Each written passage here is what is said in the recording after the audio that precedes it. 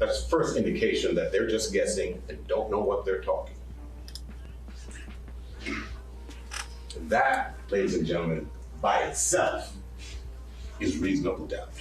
YNW Melly's murder trial is underway, and the back and forth between both sides, the competing evidence, and an issue of a mistrial all have taken center stage. Melly's former attorney Bradford Cohen comes on to give his take on the trial so far. Prosecutors say that Melly was the shooter and made sure to get out of the car before it arrived at the hospital, and actually attempted to stage this as a drive-by shooting. They've even highlighted how the defendant was a member of a gang called G-Shine Bloods. The death penalty is on the table if YNW Melly is convicted. I wonder if Melly's record sales are going up. And with all of this, I feel like maybe he might get the mistrial. And what if he does get it? And the same thing happens with NBA Youngboy, where after, you beat the case and you just blow up. If he were to come home, you don't think his music would just pop right now, just totally take off? There's a lot that happens. Usually trials don't ever disappoint when it comes to witnesses that are not cooperative or do not want to appear, and evidence that you expect to see that might not appear, or that you don't expect to see, and all of a sudden it takes on a different form at trial. Things that you didn't think were a big deal become a big deal. So this is one of those cases that didn't let anybody down in terms of that. And I think when I originally had this case, I thought that there was a lot of holes in the state's case. And I think that it's being highlighted by the defense counsel now, all those different holes that are in the state's case. And I think that that's going to be a very tough thing to overcome. They have a lot of technical evidence, but the actual evidence of someone saying, hey, he was the guy who pulled the trigger, he was the guy who was in the car, here's the DNA, here's the gunshot residue, that's all missing. So that's a big problem for the state. Let's talk about that a little bit. These opening statements from the prosecution and the defense kind of gave a roadmap for the jury and all of us about where both sides are going to go. So I actually want to focus a little bit on what you said of the defense. They're highlighting a botched investigation. They're saying that police rushed to judgment because YNW Melly is famous, and if they go after a famous person, they become famous. They highlight no DNA, never found the murder weapon or weapons. Is this how you would have defended the case? Yeah, I think that a lot of the same things that they're saying were the things that I saw and that I would have argued. The state still has to prove that he was actually in the car during the shooting, that he was the actual one who pulled the trigger, that it wasn't, his co-defendant, who they're highlighting the co-defendant to say the co-defendant had gunshot residue on him. The co-defendant was the one who lied to the police when they originally, interviewed him. And our guy didn't lie to anybody. He didn't get interviewed by the police. And to be quite honest with you, I was hired very early on the case. And I told the investigators that if there was any interview with my client, Mr. Demons, that, I would have to be present. And they chose, they asked for the interview. And I said, we're going to invoke at that point because we could see where it was going and that they only had really one target in mind. And that was Mr. Demons. I know you can't reveal attorney-client privilege, but from your perspective, what's his position with regard to what happened here? I think his position is the same thing that the defense is putting forward. Obviously, I can't disclose attorney-client privilege or strategy that I would have had during the case, but I think the defense has laid it out very nicely in terms of the burden of proof and what they have to prove at trial, and that they have to prove that he was the one who actually either conspired to kill these two young individuals, or that he was the one who actually pulled the trigger.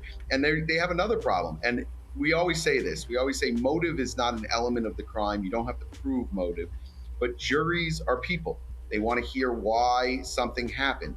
And if someone says, hey, these are two people that were his best friends or very good friends, and they can't come to a reason why he would have done this. This is just some machination, all of a sudden he decided to just shoot two people. Well, let's break that down. Let's break that down, because what the prosecution has put forward, I'll give you two parts here. What the prosecution has put forward is that he was part of this gang, like I mentioned, and as a way to show his loyalty and prove his loyalty I think it was like 2 days before the shooting is when there was this kind of, how do you show your loyalty to the gang? Then these two individuals end up dead. That could be one motive. The father of one of the victims, and he suggested that it could have been about money, that it could have been about the fact that all these members were part of the same group, and there was an issue about settling the brand, and would one person get more of a payout than the other?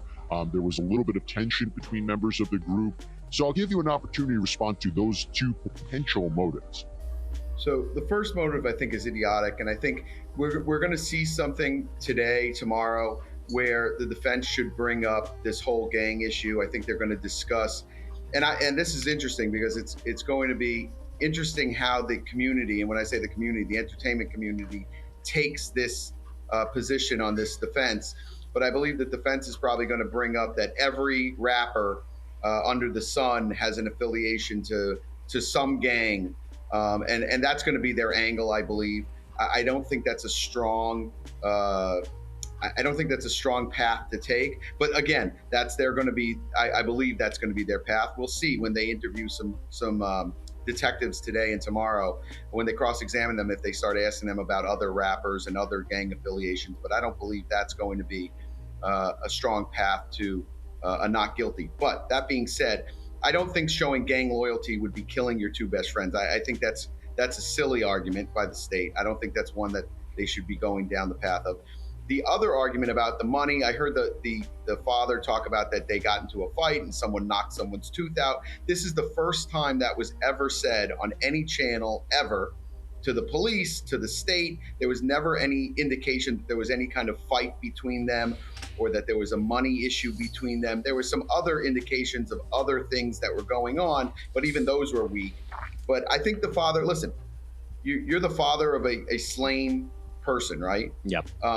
I don't make light of any murder. I don't care who I'm defending. I don't care, how much I'm on the defendant's side. There's someone who has died.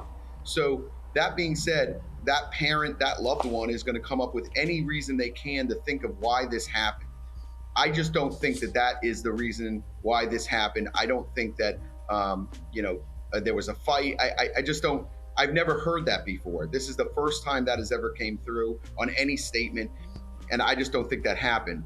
Now, in terms of money, I think that everybody, I can't believe that any group that's together doesn't discuss money. I've never heard that they got into a fight about it. So, and I've never heard that they were even discussing it, a heated discussion about money. But, Boys to Men, every group that's ever been, I think probably Beyonce and her group probably had a big discussion about money, but Beyonce's Beyonce. So, I don't think that would rise to the level of murdering your two best friends. Okay, well, let's put the motive aside. I've always said motive is very important in a case, even though the prosecution doesn't have to prove it. It's not an element of the crime, but it helps to tell the story, and juries like to know why something happened. You talked about how do they place Melly in the car, right? So there's this surveillance footage, which I think plays a key role here. And there's footage of Melly exiting the recording studio the night of the shooting. And he gets into the driver's backside passenger seat of the Jeep in question, this Jeep Compass. And the two victims, they get in as well. And the prosecutors then say that the cell phone data shows that Mr. Dean's Melly was with them 15 minutes before Mr. Henry pulled up to the hospital. They also say that the ME report will show the victims were shot from inside the car and that a single .40 caliber shell casing was found in that car as well, possibly near where Mr. Melly was in the car. So that's what I think they're using to say that he was there, he was in that car, and they're placing him temporarily where he was at the time of the shootings. What do you think? So a couple things. Number one is that recording studio, it's ironic, but that recording studio is actually right across the street from one of these warehouses that I own. It's in a warehouse district. And so I'm very familiar with the scene. I'm very familiar with that recording studio. In fact, some of my other artists actually recorded that studio. So number one is when you have someone leaving from a scene and them getting into a passenger side of the vehicle or driver side of the vehicle, you don't know what happens after they leave there, right? You don't know if he changes seats with Cortland Henry. You don't know if they pick up someone additional to get into the car. You don't know if they're meeting someone gets out of the car, someone gets into the car. You don't know any of that occurred. That's number one. Number two is I think the defense is putting forward that this phone that they said that is attached to Mr. Demons, I think they also said that this phone was kind of a community phone, and other individuals in this group were using that same phone and had that phone at some time. I don't know. When I did my investigation, I'm not sure if that's a strong path to not guilty, but I think it's a path. I think it's an interesting argument. I don't know what kind of evidence they have because I was only on the case for that first 6 months. We didn't request and we didn't get every single record from that phone. But if there's evidence of that, that's an interesting argument that other individuals were using that phone, that other individuals had access to the phone. So it doesn't attach that phone to Mr. Demons particularly.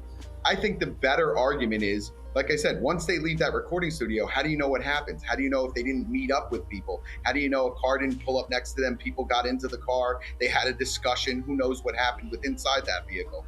I think there's a lot of holes between the recording studio to where the actual incident happened to actually say, hey, beyond a reasonable doubt, that was Mr. Demons in that passenger seat. That was Mr. Demons that pulled the trigger.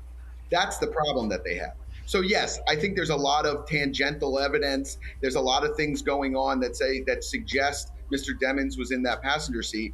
But you have to say beyond a reasonable doubt that he was the one who pulled the trigger in that passenger seat, that he was sitting there when the trigger was pulled. There's just so much there. I'm not saying it's impossible. I'm saying that it's a very difficult case for a murder case to say that Mr. Demons pulled that trigger. And let's talk, while I have you, last point here, about this other potential win for the defense. I say that because at the time of this recording, there is this issue of a potential mistrial. It was argued by the defense, and it concerned the testimony of Felicia Holmes, who was the mother of YNW Melly's ex-girlfriend. This is someone who allegedly initially told police that she and her daughter spoke to Melly on the night of the shootings and claimed it seemed like he was hiding and waiting to be picked up after what he claims was a drive-by shooting. She even called out the prosecution. And in a big moment of controversy, there was evidence introduced that Holmes was upset that she wasn't going to be financially taken care of by the defense, and they failed to do so. So maybe she was going to testify for the prosecution. A lot of back and forth between the prosecution and defense on this witness. There were objections, there were sidebars. There was the issue of whether improper evidence was heard by the jury. The judge said that he was going to, consider whether or not this was grounds for a mistrial. Again, we don't know at the time of this recording what the judge is going to decide. And whether even if he doesn't grant a mistrial, do you think that there are missteps by the prosecution? And do you think that this was wrong, that this evidence came in? So I think there's a lot of missteps here. That's number one. Number two is they were told that some of that evidence was not to come in. They were told that, what you can't get in through the front door, you can't get in through the back door. And a lot of judges say that to a lot of individuals that try to get evidence in. Listen, as attorneys, we all try to get in favorable evidence, either for the prosecution or for the defense. And when a judge says, hey, that's not coming in because it's hearsay, or that's not coming in for this, there's always arguments, oh, well, it's not offered for the truth of the matter asserted, even though we are offering it for the truth of the matter asserted. And we make these arguments, oh, it's a contemporaneous recording, it's all this. Long story short is, I think that they could have taken care of this witness in a different way. I think that this was a very difficult witness to put on the stand to get the kind of information that they wanted. And I think that once the judge ruled that information's not coming in, I would have used her for a very limited scope. I would have taken her right off the stand and tried to get the evidence in a different way. Because once you start getting into a battle royale with a witness, no matter if you're a defendant or a state attorney, and it's not a winning battle royale, there is no way to win. Yep. And I didn't think there was a path to win for the state with this witness.